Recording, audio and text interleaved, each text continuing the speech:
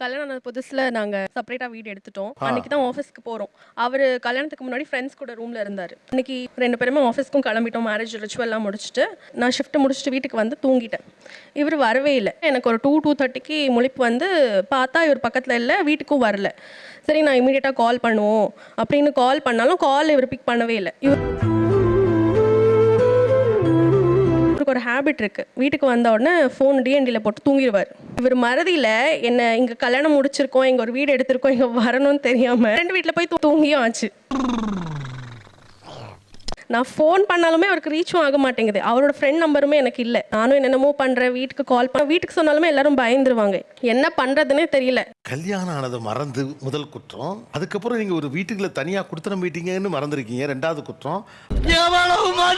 3வது அந்த ஃப்ரெண்டு வீட்டில் முன்னால் ஒன்றா ஃப்ரெண்ட்ஸ்லாம் தங்கியிருந்தீங்களே, நீங்கள் அன்றைக்கி நைட்டு போனோம் உங்கள் ஃப்ரெண்ட்ஸ் எதுவும் கேட்கலையா? அவங்க நினச்சிட்டாங்க ஏதோ மிஸ் அண்டர்ஸ்டாண்டிங் போல இருக்கு. இது முத நாளே சார் என்னென்னா ஆல்மோஸ்ட் நான் 6 இயர்ஸ் வந்து ஃப்ரெண்ட்ஸ் கூட தான் பேச்சுலரும். ஸோ நான் ஆஃபீஸ் முடிச்சுட்டு எனக்கு ரெகுலராக அங்கே போகிற ஒரு ஹேபிட் இருக்குது. ஸோ அன்னைக்கு ஆஃபீஸ் முடிச்சுட்டு எனக்கு வந்து என்னென்னா இந்த வீடு இருக்குங்கிறத நான் மறந்துட்டேன். வீடு இருக்குங்கிறத மறந்துருக்கலாம், பொண்டாட்டி இருக்குங்கிறத எப்படி மறந்தீங்க? அதானே இப்போ கேள்வியே. லேட் நைட்டு ஷிஃப்ட் முடிச்சுட்டு போகிறதுனால எனக்கு வேறு தாட் இல்லை. வீட்டுக்கு போய் தூங்கினா போதும், பேச்சுலர் ரூம் நான் ரெகுலராக போகிற ரூம். ஸோ அதே ஹேபிட்டில் நான் அங்கே போய் டிஎன்டி போட்டு தூங்கிட்டேன். தூங்கி முடிச்சதுக்கப்புறம் 6 o'clock வந்து என் ஃப்ரெண்டு எழுப்புறான். அவன் வந்து early morning shift, எப்பாக் shift. So அவன் போகிறப்போ டோரை லாக் பண்ணிக்கிறக்க வேண்டி அவன் என்னை எழுப்பிட்டு கேட்குறான், என்னடா பிரச்சனை, ஏதாவது பிரச்சனையா அப்படின்னு. அப்போ தான் எனக்கு ரியலைஸே ஆகுது இந்த மாதிரி நான் இங்கே வந்து படுத்திருக்கேன் அப்படின்னு. நான் ஃபோன் எடுத்து பார்க்குறேன், நிறைய மிஸ்ட் கால்ஸ்.